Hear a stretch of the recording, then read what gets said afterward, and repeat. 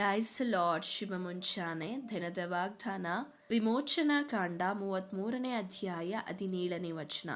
ನಿನಗೆ ನನ್ನ ಅನುಗ್ರಹ ದೊರಕಿದ್ದರಿಂದಲೂ ನಾನು ನಿನ್ನ ಹೆಸರನ್ನು ಗೊತ್ತು ಮಾಡಿದ್ದರಿಂದಲೂ ನಿನಗೋಸ್ಕರ ಈ ಕಾರ್ಯವನ್ನು ಮಾಡುವೆನು.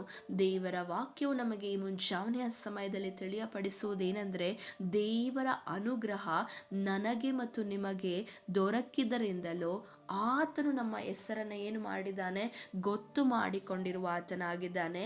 ನಮಗೋಸ್ಕರ ಆತನು ಕಾರ್ಯವನ್ನು ಮಾಡುವ ಆತನಾಗಿದ್ದಾನೆ. ಇವತ್ತು ಮುಂಜಾನೆಯ ಸಮಯದಲ್ಲಿ ನೀವು ಚಿಂತಿಸ್ತಾ ಇರಬಹುದು, ಈ ಕಾರ್ಯವನ್ನು, ಯಾವುದೋ ಒಂದು ಕಾರ್ಯ, ಸೇವೆಯ ಕಾರ್ಯ ಆಗಿರ್ಬೋದು, ಕುಟುಂಬದ ಕಾರ್ಯ ಆಗಿರ್ಬೋದು, ಇಂಟರ್ವ್ಯೂಗೆ ಹೋಗೋ ಕಾರ್ಯ ಆಗಿರ್ಬೋದು, ವಿದ್ಯಾಭ್ಯಾಸದ ಕುರಿತಾದ ಚಿಂತನೆ, ಹೀಗೆ ಅನೇಕ ಕಾರ್ಯಗಳು ಆಗಬೇಕು ಎಂದು ನೀವು ಚಿಂತಿಸ್ತಾ ಇರಬಹುದು. ದೇವರು ತಾನೇ ತನ್ನ ಚಿತ್ತದ ಪ್ರಕಾರ ಎಲ್ಲಾ ಕಾರ್ಯವನ್ನು ಮಾಡುವ ಆತನಾಗಿದ್ದಾನೆ. ನಂಬಿ ಪ್ರಾರ್ಥಿಸರಿ. ದೇವರ ಆಶೀರ್ವದಿಸಲಿ.